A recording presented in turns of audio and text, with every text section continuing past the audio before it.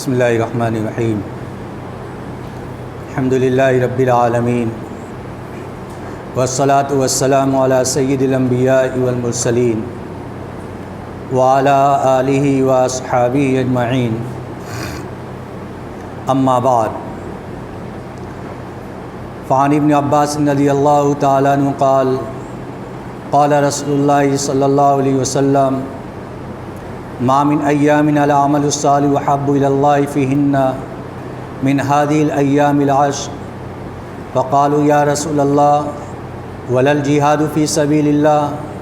فقال رسول اللہ صلی اللہ علیہ وسلم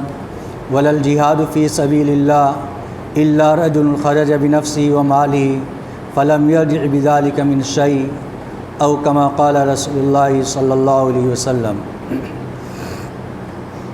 محترم بزرگوں اور عزیز ساتھیوں، مہینے کے اعتبار سے ذی الحجہ کے مہینے کا آغاز ہو چکا ہے، جو اسلامی کیلنڈر میں انتہائی اہمیت کا حامل ہے۔ چنانچہ وہ مہینے جو اسلام کے آنے سے پہلے قابل احترام سمجھے جاتے تھے، ان میں سے ایک مہینہ ذی الحجہ کا مہینہ بھی ہے۔ جب دنیا کے اندر اسلام نہیں آیا تھا، اہل عرب اس زمانے کے اندر اس مہینے کی تعظیم کرتے تھے اور عظمت کرتے تھے، اور اس مہینے کے اندر جنگ و جدال کو، لڑائی جھگڑے کو روک دیتے تھے، حتیٰ کہ اگر اپنے باپ کے قاتل کو بھی دیکھ لیتے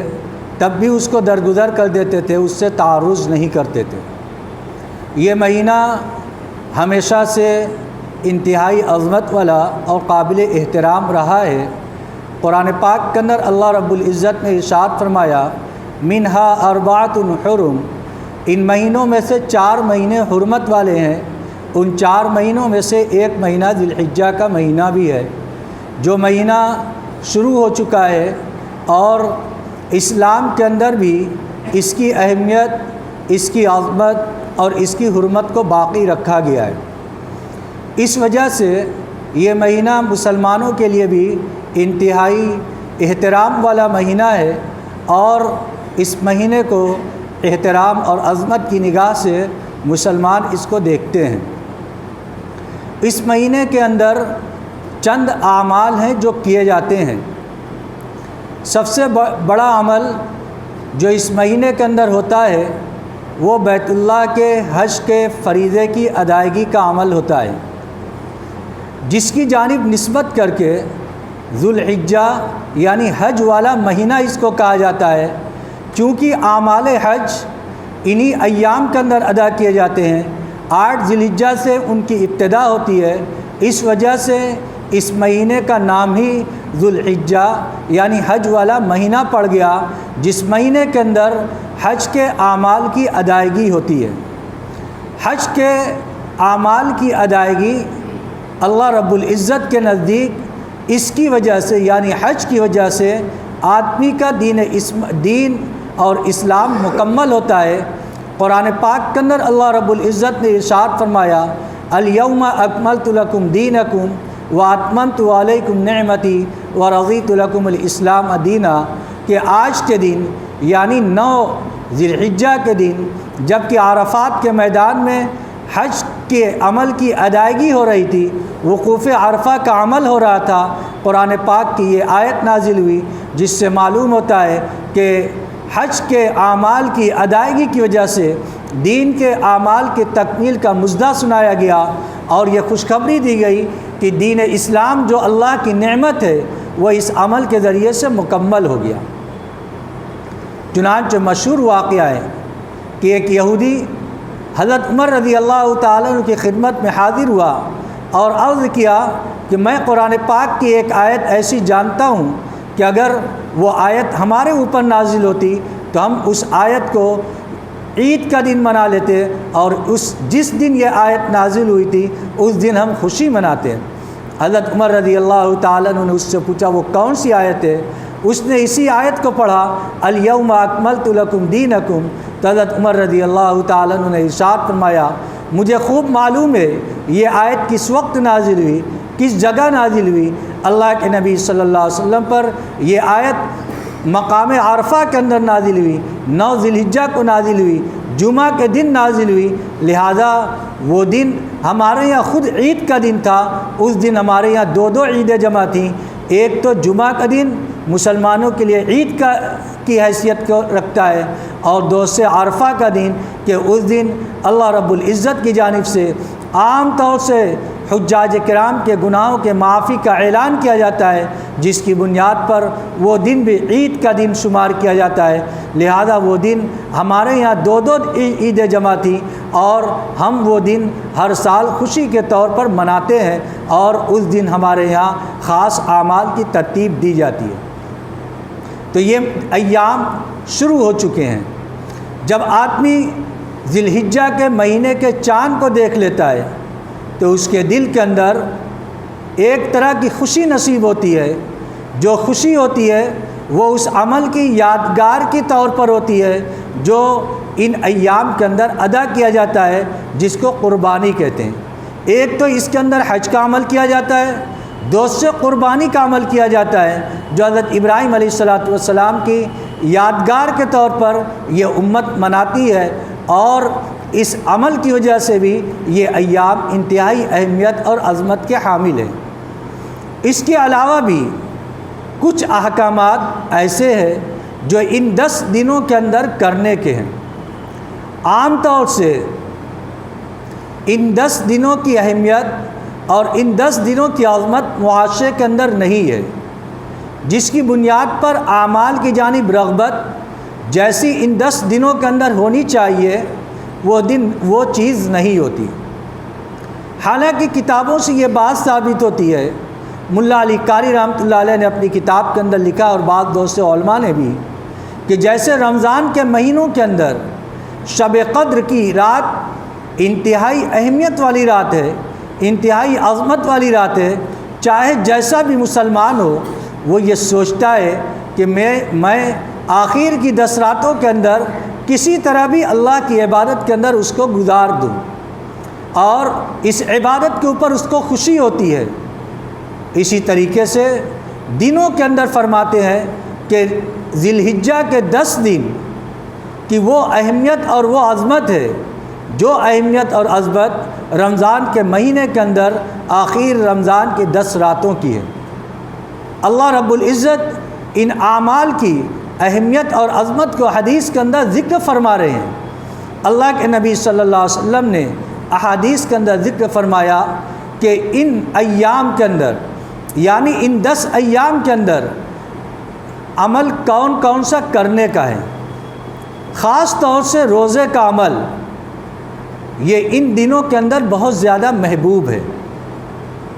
یعنی ان 10 دنوں کے اندر جو اہمیت اور عظمت ہے، عرفہ تک، یوم عرفہ تک، یعنی 9 ذی الحجہ تک روزے کی اہمیت اور روزے کی عظمت کو احادیث کے اندر ذکر فرمایا گیا ہے۔ چنانچہ ارشاد فرمایا گیا کہ اگر کوئی شخص ان ایام کے اندر روزہ رکھتا ہے تو ان روزوں کی وجہ سے اللہ رب العزت اس کے گناہوں کو معاف فرما دیتے ہیں، گناہوں کو معاف فرما دیتے ہیں ان ایام کے اندر روزہ رکھنے کی وجہ سے۔ اور بعض روایات سے معلوم ہوتا ہے کہ جب آدمی عرفہ کے دن یعنی 9 ذی الحجہ کو روزہ رکھتا ہے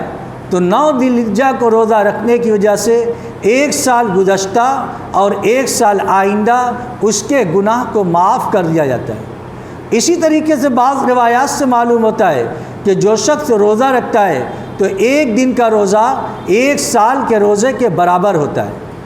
اب سوچئے اتنی اہمیت، اتنی عظمت ان ایام کے اندر روزے کی رکھی گئی، اور جو آدمی ان راتوں کے اندر، ان دنوں کے اندر عبادت کرتا ہے، اللہ رب العزت اس کو شب قدر کے برابر اجر اور ثواب مرحمت فرماتے۔ اتنا بڑا اجر اور ثواب، لیکن ذہن کے اعتبار سے چونکہ ہم تیار نہیں ہوتے، اس وجہ سے ان دنوں کے اندر اور ان کی راتوں کے اندر عبادات کا اہتمام نہیں ہوتا۔ ورنہ جو چیز معاشرے کے اندر چل جاتی ہے، اگر اس کی کوئی مستحب چیز بھی ہوتی ہے تو پورا معاشرہ چونکہ اس عمل کو کر رہا ہوتا ہے، اس وجہ سے اس عمل کا کرنا ہر ایک کے لیے آسان ہوتا ہے،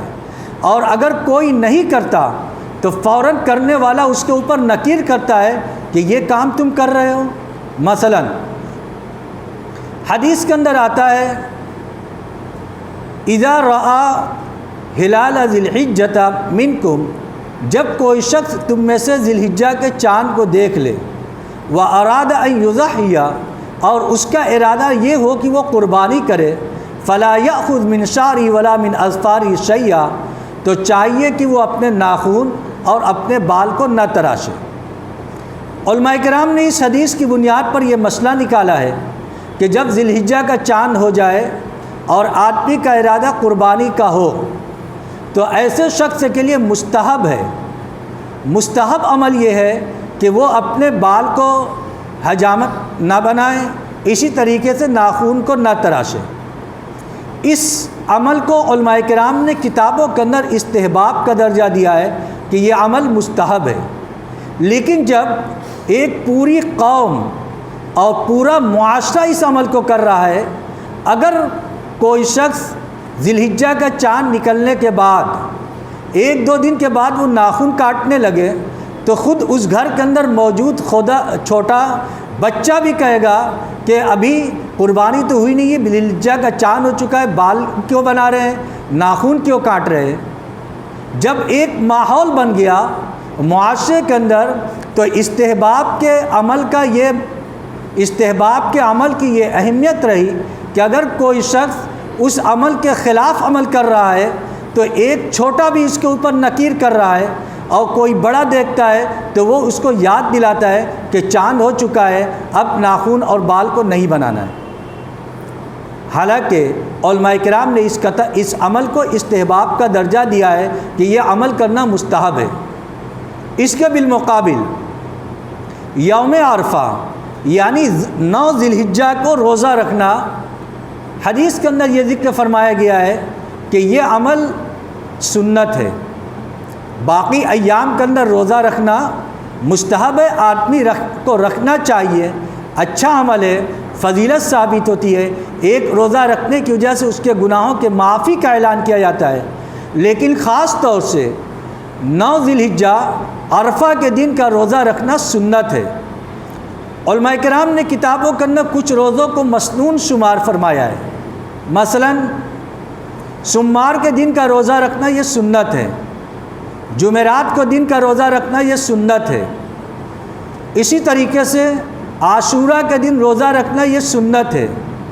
اور 9 ذی الحجہ کو روزہ رکھنا یہ سنت ہے۔ یہ روزہ رکھنا یہ سنت ہے، لیکن